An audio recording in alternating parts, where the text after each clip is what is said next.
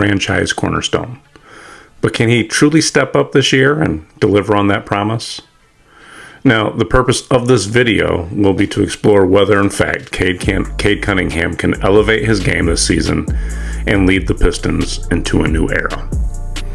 Now, when he was drafted at number 1 overall in 2021 to be the face of the Pistons rebuild, he had a strong rookie season, showing flashes of elite playmaking and leadership. But then after that strong rookie season, after only 12 games in the 2022-2023 season, he had a shin injury that required surgery, and that ended his season that year, really stunting the growth and development of his game. Now, with his health restored last year, he showed some of those flashes and what he was actually drafted for. Got to play in 62 games, but that didn't really show up on the wins total. Last year they went 14-68 and had the worst record in all of basketball. So when we're looking at Cade Cunningham, when you're looking at the strengths that Cade Cunningham possesses, he's got great playmaking ability. He has excellent court vision, good passing skills. He has the ability to actually create plays for his teammates. He's got good scoring potential.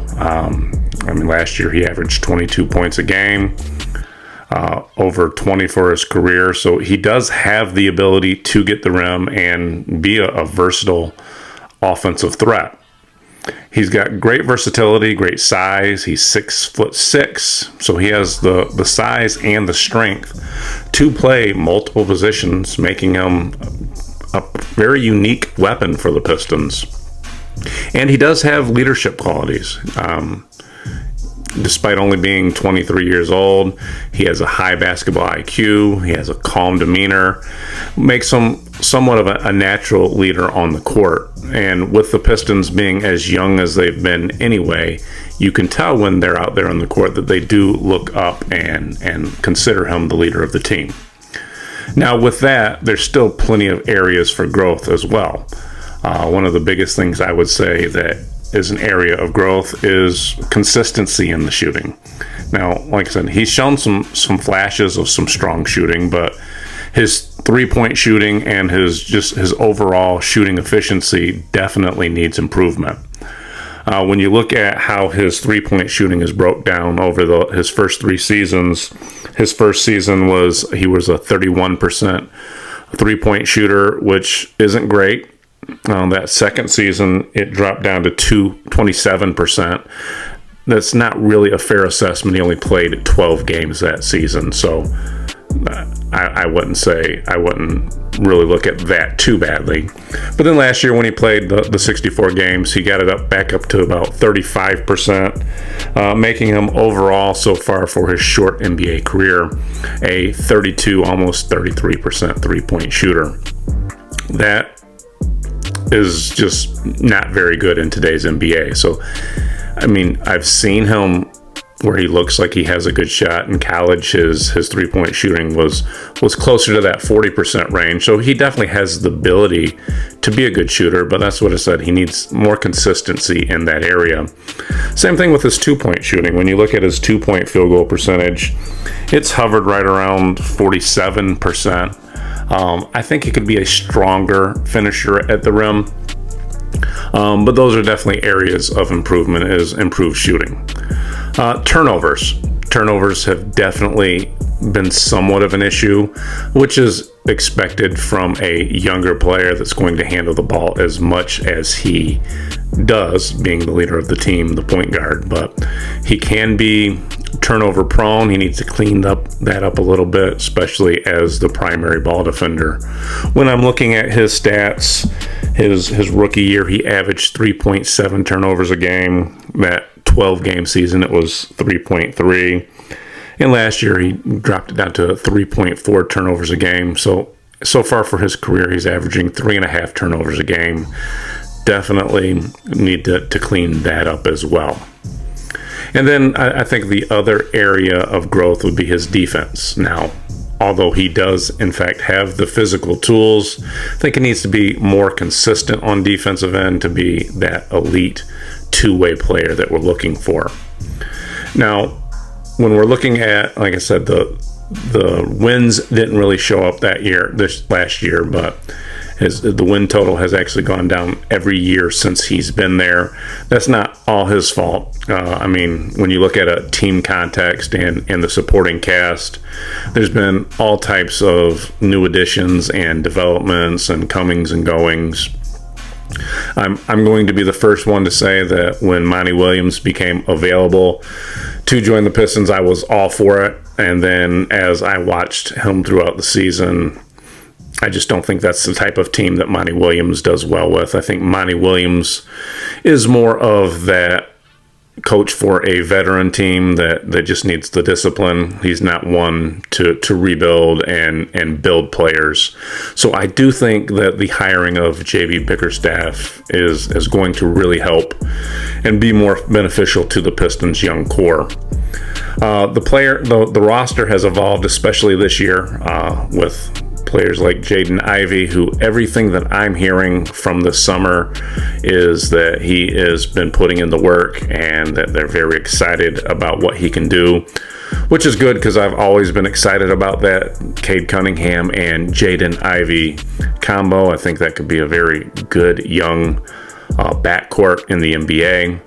Jalen Duren is a good young big man as well. So to me, that's a very good young three-person core that I think could be a very dangerous trio in the NBA. But I think the biggest things was that they've added some veterans and some veteran shooting this year. I think the additions of Tobias Harris, of Malik Beasley, of Tim Hardaway Jr., I think those are going to really, really help this team out as a whole, really help out Cade Cunningham to get some of that leadership.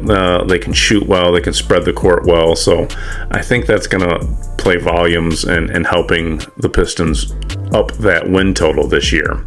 Like I said, I think the new coach and the new system is going to really help Cade flourish this season. The other thing is, the health. The health has been a big issue so far for Cade Cunningham. A healthy Cade Cunningham playing alongside a more stable and improved roster, I think really has an ability to get that win total up higher. Now, I think Vegas has the Pistons projected to win 25 and a half games this year. Obviously, health plays a huge part in that, but I think if the Pistons are able to stay somewhat healthy, if Cade Cunningham is able to stay healthy with this new coaching staff, with this new roster, I think that they're able to get up over 30 wins this year. So I would bet the over on the Vegas line. So what are Cade's roles and expectations this year? Well, obviously, I think Cade Cunningham is going to be the primary ball handler. He's going to be the engine of the Pistons offense. He's going to be the one that's expected to run the show and be the lead facilitator. I think he's going to have a more of a scoring and playmaking responsibility, that dual responsibility he'll have in terms of scoring and making plays for others. And I think that he actually will have some of those others this year to help with that playmaking. And he's going to have to really, really take on that leadership role. I think he is expected to be the vocal and emotional leader of this young Pistons team, guiding them through some tough stretches and helping them develop into a cohesive unit. I think the additions of Tim Hardaway Jr., Malik Beasley, and of Tobias Harris is going to really help that core out as well. So when we say what does stepping up actually look like, so he's averaged for his career, I've got it broken down, he averages 20 points, 5 rebounds, 6.5 assists for his career. Last year he averaged 22.7 points, 4.3 rebounds, 7.5 assists. I think he needs to increase all of those by a couple points. I'd like to see him be a 25, 5-5 guy. Actually, I'd even change that. I want to say a 25-7-5 guy. I expect him as the playmaker to be able to get 7 assists a game. Like I said, he got 7.5 assists a game last year. And I mean, 25-7-5 numbers, that's all-star caliber numbers. So yeah, to step up, I think he needs to be an all-star this year. I think he has the potential to be an all-star. You know, success for Cade isn't just the stats, though. It's a team success. I mean, if he's not 25-7-5, you know, if his team has been elevated and he's winning, and if he in fact gets them to where they're 30-35 wins this season, pushing for one of those final playoff spots, I think that will be stepping up as well. I mean, the intangibles that he has, the leadership, resilience, he needs to show that he has the ability to perform in clutch moments. Those type of things. If he's able to step on a leadership role, on a resilience role, on a clutch role, I mean, I think those are things that you can look up and say that, yes, he has stepped up. Now, I've heard many comparisons to other rising stars. You know, I often hear, I heard it that very first season, you know, they compare his potential to players like Luka Doncic, to Shai Gilgeous-Alexander. Those are high benchmarks to be compared to. I think Luka Doncic is a one of one. It's hard to say somebody is like Luka Doncic because he's just so good. I mean, he does all those things that we talked about. So I mean, but even I guess to be compared in the same realm as players like of that caliber is a good thing to look at. It's a good thing to shoot for. I definitely don't think he's to that level yet, but I would love to see him get there. Now, what do you guys think? Do you think that Luka or that Cade Cunningham has the ability to be like a Luka Doncic or a Shai Gilgeous-Alexander? And do you think he has the potential to actually step up and have an all-star caliber season? Do you think they have the potential to get over 30 wins or even make the playoffs this year? Tell me what you guys think. I think that he does. I think that they do. I'm excited for the Pistons season like I am at the beginning of the season every year. So yeah, let me know what you guys think in the comments. Thanks for watching the video. You know, be sure to share, subscribe, helps out the channel. And hey, let's go out and do it, Detroit. Let's go, Cade.